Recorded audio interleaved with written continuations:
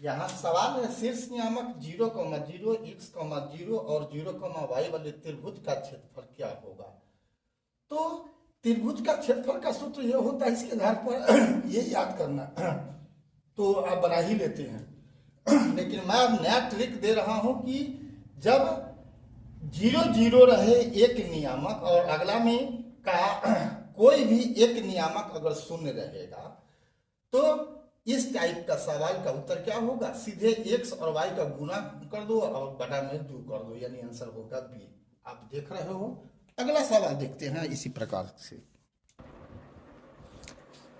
इसी ढंग से सवाल अगर हम इसको 2 मान लेते हैं तो शीर्ष नियामक 0,0 x,0 और -x,0 वाले त्रिभुज का क्षेत्रफल होगा xy by 2 x plus y d में है 0, आंसर होगा 0। ये जो आप देख रहे हो एक ही अक्ष पर है, कौन अक्ष पर है, x अक्ष पर है। तो x अक्ष पर चाहे जितना भी बिंदु रहेगा उसका क्षेत्रफल शून्य होगा। क्यों, एक तरह से संरेख हो गया। तो बिना बनाए हुए आप यहां भी देख रहे हो, अगर नियम से बनाओगे तो 0। अगला सवाल देख लेते हैं। ये सवाल नंबर 3 है। शीर्ष नियामक 0,0, 0,y और 0,-y वाले त्रिभुज का क्षेत्रफल होगा।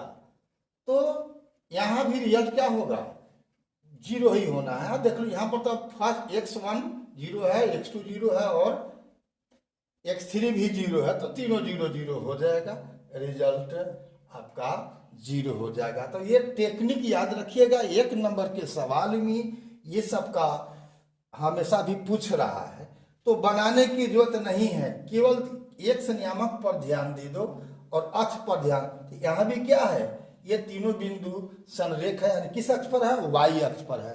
तो y अक्ष पर हो या x अक्ष पर तीनों बिंदु हो, उसका क्षेत्रफल हर हाल में 0 ही 0 होगा।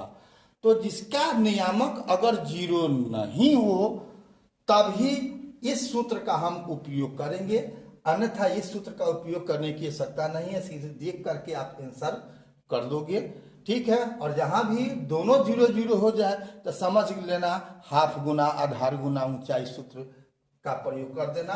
अगर x है और y है तो x y का गुना कर दो और बटा में 2 कर दो। अभी तक फेसबुक इंस्टाग्राम पर आपने फॉलो नहीं किया है तो फॉलो कर देना है, और यूट्यूब पर अगर आपने सब्सक्राइब नहीं किया है BKR कुशवाहा को तो बेल दबा करके सब्सक्राइब कर देना है।